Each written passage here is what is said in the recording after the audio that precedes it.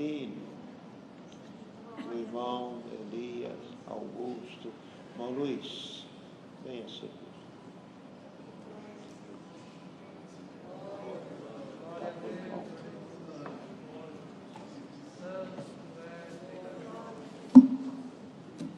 Glória a Deus. Sirva a Deus, irmão. Deus seja louvado, irmãos. Amém. Façamos a leitura onde o Senhor tem nos trazido adiante na Epístola aos Hebreus.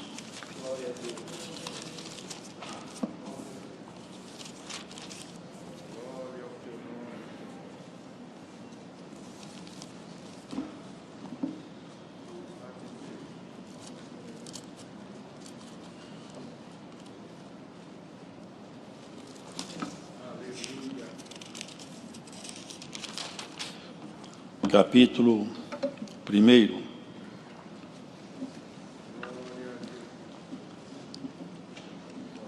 Capítulo 1 da Epístola aos Hebreus.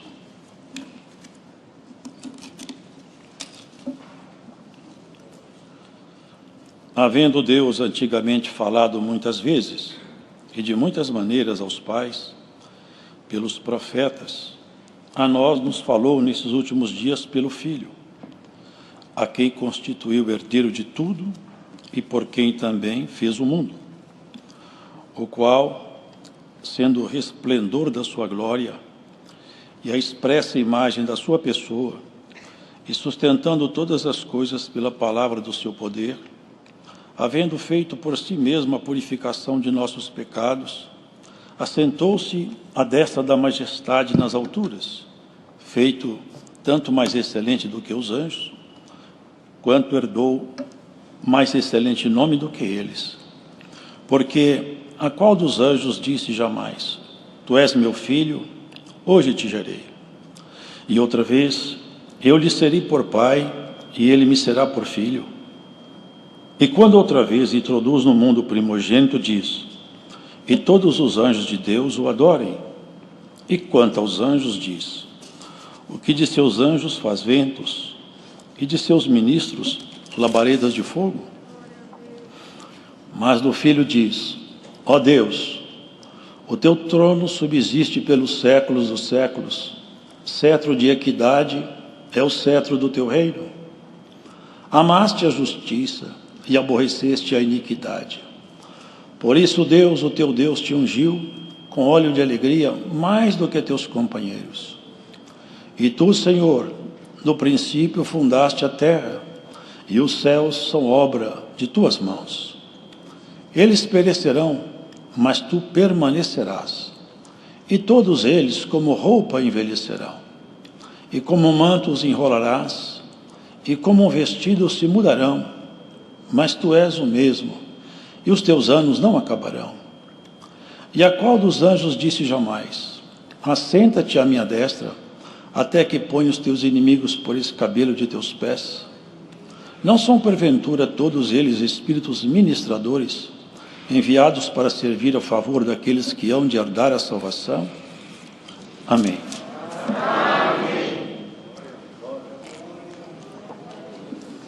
Essa epístola não tem assinatura de quem escreveu, contudo ela traz consigo uma profundidade enorme no que diz respeito ao conhecimento do Eterno. Se vê aqui expressa de forma clara uma compreensão bem aguda daquilo que é relativo ao mundo espiritual. E aqui nós vemos a declaração aberta de que Deus já havia falando há muito tempo com as pessoas. Isso se faz referência certamente ao Antigo Testamento. E Deus falava com as pessoas por intermédio de seus profetas, representantes da parte dele, para falar com o povo hebreu. Nesses últimos dias, aqui já faz referência ao tempo da graça, da vinda do Senhor em diante. Nos falou pelo seu Filho. o qual, sendo o resplendor da sua glória e a expressa imagem da sua pessoa. Os irmãos percebem a palavra que aqui está exposta? Jesus é a expressa imagem da pessoa de Deus. A expressa imagem. Então, irmãos, é diferente de Adão. Foi feita a imagem de Deus. Jesus não. Jesus é a própria materialização de Deus. É a expressa imagem. É a própria materialização de Deus entre os homens. Porque os homens buscam mestres. Gostam de buscar mestres para si mesmos. Mas vejam, nenhum dos mestres que os homens se inclinam perante eles, nenhum deles carrega consigo as credenciais proféticas, mesmo para aqueles que podem não conhecer Jesus na sua divindade. Mas sobre ele existem anúncios antigos de homens santos, tomados pelo Espírito de Deus, que anunciaram sobre essa colocação feita na Epístola aos Hebreus. Isaías disse assim, olha que interessante, o seu nome será Emanuel. Emanuel não é um nome de registro de Jesus. Na frente Isaías fala outra vez, o seu nome será maravilhoso, Conselheiro, Deus forte, Pai da eternidade, Príncipe de paz. Nenhum desses nomes é nome de registro. Percebem vocês que o profeta fazia reporte à natureza divina daquele que é chamado verdadeiro homem e verdadeiro Deus?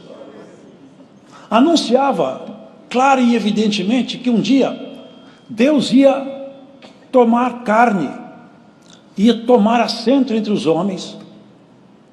Para quê? Porque aí nós temos que entender, irmãos, na realidade, e aqueles que porventura assistem esse culto e não são domésticos na fé, meditem nisso aí. Nós somos feitos à imagem de Deus, à sua semelhança fomos criados. Agora, a imagem de Deus em nós não é a nossa expressão facial, nem nossa compleição física. Por quê? Adão foi criado por Deus, mas existem duas naturezas na criação. A primeira é que Adão foi tomado da terra. Mas dentro daquele corpo, para que o espírito de Adão pudesse se relacionar com o mundo físico, era necessário que ele tivesse um ponto de contato com o mundo natural. Então ele recebeu um corpo. O corpo, sem o espírito, está morto. Mas quando o espírito entrou no corpo, aquele primeiro Adão, ele refletia a imagem. Mas não era o resplendor da glória. Era a imagem. A imagem não tem a mesma excelência do modelo que originou. Porque Deus é infinito. E não há nada que se possa falar, isso é igual a Deus, porque Deus não tem par. Nada. A palavra fala que nem os céus dos céus podem conter nosso Deus. Nada pode contê-lo. Ele não pode ser contido em lugar nenhum, por causa da sua grandeza e majestade. Exceto que ele, por um amor muito grande, se faz presente dentro do coração daquele que ele criou a sua imagem. Essa é uma obra maravilhosa, porque Adão trazia alguns atributos que até hoje os homens trazem. A imagem de Deus no homem não se perdeu completamente. O grande problema é que, para entendermos isso, Tiago fala na carta dele. Com a sua boca, você bendiz a Deus e maldiz os homens feitos à imagem e semelhança de Deus. Portanto, Tiago ainda afirma que a imagem e semelhança de Deus está nos homens. Mas ela está como? Talvez nós pudéssemos fazer uma analogia. Um grande fazendeiro, um proprietário poderoso, que tivesse um filho muito parecido com ele, fosse a sua imagem. E esse menino, semelhantemente à parábola do filho pródigo, ele saiu de casa e foi-se embora e se perdeu na sua aventura. Comia bolotas de porco, que na verdade são uma espécie de vagem de sabor grosseiro que os porcos comiam. Ele, como não tinha mais onde buscar comida, disputava a comida dos porcos. Devia estar barbudo, devia estar cabeludo, os cabelos desgrenhados, as unhas sujas, a sua veste toda suja, o seu rosto desfigurado pelo sofrimento. Quem olhasse naquele moço não falava: é filho do fazendeiro que eu conheço, porque a imagem, a feição estava escondida atrás de uma máscara de sofrimento. Mas ainda estava escondida lá atrás essa máscara. Atrás da máscara tinha ainda alguém que se parecia com o seu pai. Mas não dava para reconhecer mais. É isso que aconteceu com os homens. Alguns atributos dos homens persistem. Por exemplo, a inteligência é um atributo divino. Um animal não tem inteligência, tem habilidades. Inteligência não. Nós temos capacidade de fazer escolhas. Ninguém mais tem na criação, somente nós. Nós sabemos pesar o sentimento de justiça em nosso coração. Nós sabemos aquilatar sentimentos. Animal tem afeto, tem. Mas o sentimento que está em nós de amor, de reconhecimento, não tem no mundo animal. Afeto sim, até a gratidão animal existe, mas a gratidão inteligente é superior à gratidão animal. Então os homens carregam com eles esses tributos ainda. Algumas pessoas não têm vida espiritual, são pessoas naturais, no entanto se observa nele algumas coisas excelentes, porque Paulo falou: quando os gentios praticam as obras da lei, não tendo eles lei, para si mesmos são lei, e confessam a lei gravada em seus corações, quer acusando-os, quer defendendo-os. Ó, irmão, se tem gente aí fora que guarda alguma coisa de Deus nele, nós temos que guardar muito mais do que eles. Nós temos que sair para a disputa para ser cada vez mais representante legítimo de uma imagem restaurada. Quando aquele menino voltou, ele já voltou desiludido com a sua própria história, porque ele tentou construir sua história fora do pai. E quem constrói a história fora do pai, desconstrói. Fora de Deus não há história a ser construída. Fora de Deus não há trabalho que possa durar. Fora de Deus não há nada que vale a pena. Sem Deus tudo está perdido. Sem Deus a sua história acabou. Você é um miserável, cego, desgraçado e nu. Mas se Deus te amparar nos braços, você é a pessoa feliz, reencontrada. Aquele menino voltou. E os irmãos sabem, nem preciso entrar muito em detalhe, mas ele não voltou como um filho que reivindicava a sua posse de pai, porque já havia ele recebido a sua herança. Voltou ao quebrado, machucado, mas ele aprendeu uma lição. Na casa de papai eu nunca passei fome. Quantas pessoas estão buscando comida aí, irmãos? Em filosofias caídas, em caminhos perdidos. Cristo te dá comida de graça e não te cobra nada. Alimenta a sua alma, sustenta você na sua caminhada. Te chama de filho e filha, e ninguém te tomará da mão dele, porque aquele que ele elegeu não perde, ele batalha para o inferno. Voltou aquele menino, aquele moço. Eu sempre imagino essa cena, me vem na mente isso aí. Todo alquebrado, sujo, maltrapilho. E ele não queria reconhecer nem a condição de filho, ele queria a condição de empregado. Eu vou na casa de papai porque os empregados dele vivem melhor que eu. Glórias a Jesus Cristo! Se você tem alguma atividade nessa obra, levanta a mão para o céu, trabalha para o teu rei, com carinho, com zelo, com alegria, porque trabalhar para Deus é investir na eternidade. Aleluia! Isso vai regimentar alguém que está ouvindo essa pregação. Volte a trabalhar para o rei. Você correu da casa do rei, essa palavra te busca hoje nessa pregação. Aleluia! Você vai buscar alguém aí escutando essa pregação. Um laço vai te amarrar, um laço chamado afeição. Uma corda vai te prender, chamada amor. Volta-te para mim, que eu me voltarei para ti, te diz o teu Senhor. Aquele menino caminhava, irmãos, e pensando, vou pedir emprego para papai. Basta de sofrer, estou cansado de chorar. Estou cansado de passar fome e vergonha. Eles falaram, seu menino está voltando. Está voltando, meu filho? Meu filho é. O menino falava, papai, eu quero ser um empregado, me aceita como empregado na sua fazenda. O papai falava, eu quero meu filho de volta. Estou com saudade do meu filho. Aleluia. Ô irmão, oxalá que essa palavra traga alguns filhos de volta para a casa paterna. Hoje, nessa pregação, eu sinto o Espírito de Deus me visitar, irmão. Aleluia. Ó filho, volta para a casa do seu pai. Tem um chamado hoje aqui nessa pregação, irmãos. O pai chegou. Olha como nós somos, irmãos. Olha como nós somos. Olha como é a nossa natureza.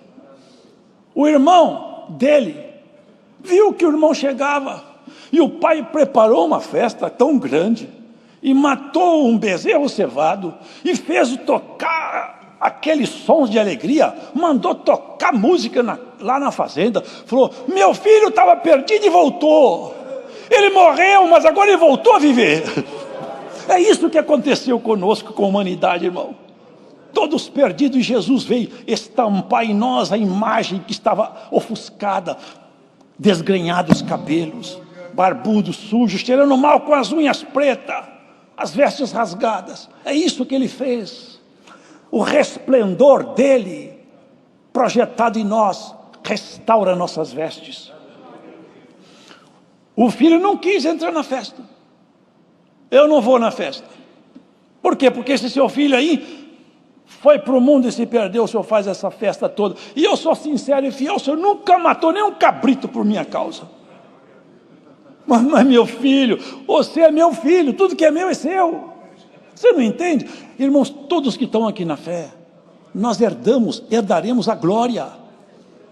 O senhor falou assim, olha a oração do senhor. Pai, eu quero que eles sejam um comigo, como eu sou um contigo. Tudo que é meu é seu. Vocês entendem essa questão? Nós fomos feitos herdeiros de toda a glória de Deus. Não é uma pequena herança. A glória de Deus passou a ser da igreja.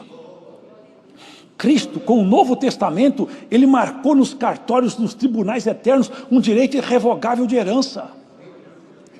Por isso que aqui na terra, às vezes te falta uma coisa, falta outra, e tem muitos que estão aí para o mundo, volta falando em língua, tendo uma virtude tão grande. Eu estou aqui todo o tempo, não tenho, ele chegou agora, está cheio de virtude. É o filho que voltou para a casa do pai. O pai está contente, o pai está chorando de alegria, e você não quer entrar na festa. Aleluia. Meu filho, o menino preparou o discurso. Papai, me dá um emprego, isso que ele ia falar. Filho, pulou no pescoço dele, beijou, abraçou ele, chorava. Volta para casa, meu filho, desde que você saiu daqui eu estou com saudade. A imagem restaurada, irmãos. O resplendor de Cristo é isso. Ele está restaurando a humanidade. Nós temos que aprender esse caminho da reconciliação. Porque, irmãos, aqui nessa carta, sustenta todas as coisas pela força do seu poder. Estava escrito assim, ó, os que habitavam na sombra e vale da morte, na escuridão das trevas, viram uma grande luz raiar. Que luz é essa que raiou aqui? E muitos não viram, mas teve quem viu. Essa luz raiou. Tinha uns homens lá no campo, uns homens simples, tomador de conta de ovelhas, viram as estrelas, uma voz: tem alegria no céu e paz na terra. Aleluia. Nasceu o Salvador do mundo. Irmão, rei Herodes, toda a culpa de Roma, o poder do Império Romano, todos eles não escutaram nada. Mas lá no campus, uns homens simples escutaram, porque essa graça não passa pelo crivo das autoridades humanas, passa pela revelação no coração dos homens simples. Irmão, pegou lá uns homens lá no campo, foi atrás o resplendor da glória, estava ali, a luz que brilha. A luz que brilha. O oriente do alto que visitava o homem, a estrela da manhã que apareceu, envolto em panos, dentro de uma cocheira, porque nem estalagem tinha. Um ambiente pobre. Trouxeram incenso, mirra e ouro, salvo o melhor juízo. Nós viemos aqui adorar o Rei dos judeus. Nasceu, a esperança chegou. Olha, querido, o tempo da vinda do Senhor foi um anúncio de boas novas. Mas olha, agora, breve tempo, não sabemos quando, vem o retorno dele. Vai ser muito melhor. Agora não vão ser os magos no campo, vai ser a igreja debaixo do sol. Aonde você estiver, por onde você estiver, você vai escutar o seu nome. E não é esse nome que sua mãe te deu no cartório, nem que seu pai registrou, não. É um nome lá em cima. Nome que está lá em cima nos registros eternos. Já leram o que foi escrito? Abriram seus livros e abriu-se o livro da vida. Que coisa, hein? Que coisa maravilhosa. Você lá embaixo, as pessoas te chamam um nome impronunciável. Levanta aqui, ó príncipe. Desfilando no meio daquela corte celestiais de anjos. Você vai ter seu nome registrado na eternidade, passando no século, entrando dentro do palácio. Essa aqui passou debaixo das barbas do dragão. Foi tentado, provado. Passou por todos os processos, mas nunca deixou de me amar. Toma assento comigo. Aonde eu estiver, eu quero que eles estejam também. O que é meu vai ser deles. Aleluia. Não é ouro, não é prata, é glória divina. É poder, é majestade, é conhecimento, é regozijo, é alegria no Espírito. São os tabernáculos da glória. Um dia ele nasceu de uma mulher. Era o verdadeiro homem. Mas o Deus que sustenta, aqui fala que ele criou todas as coisas e sustenta todas as coisas pela força do seu poder. Até o ímpio é sustentado pela força de Deus. E pasmem-se, porque pode parecer estranho. Até o inimigo, ele está debaixo da sustentação de Deus. Porque no dia que Deus tirar a sustentação dele, ele vai para os abismos de lá e nunca mais vai sair. E ele só está aqui porque ele é útil. E alguém dirá, que utilidade pode ter o inimigo? Ele separa o joio do trigo, o sincero do falso. Ele te põe na guerra e te fala, eu não largo o Senhor de jeito nenhum. Haja o que houver, eu sigo adiante. Aleluia! Pode acontecer o que acontecer, como o salmista fala, ainda que essa terra se parta pelo meio, eu farei menção do meu Senhor. Eu sigo adiante. Porque você já foi experimentado. Você já passou em processos difíceis, em ruas apertadas e caminhos estreitos. Muitas vezes o teu adversário tinha certeza que você ia negar e você não negou.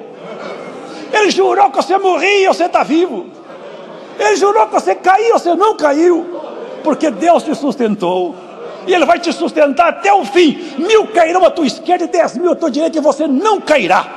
A mão do Todo-Poderoso te sustentará. A voz do Altíssimo raiará debaixo dos tabernáculos da tua casa. Aleluia!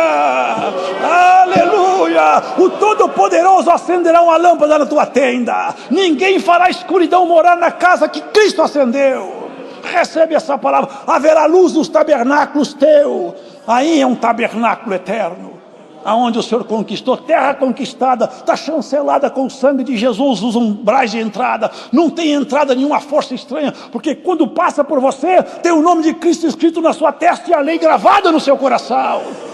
Ó bichinho de Jacó, o nome de Deus está em cima da sua cabeça. A hora passou, mas a imagem do Todo-Poderoso vai sendo restaurada. Já pensou aquele moço de barba feita, cabelinho cortado, com perfume, com anel no dedo, com uma roupa de príncipe, assentado na mesa com o rei e o pai chorando, filho, você está bonito. E quem estava do lado, falei, igualzinho o pai, e a cara do pai, parece com o pai, e nós todos vamos parecer com o pai, na casa do rei. Deus seja louvado.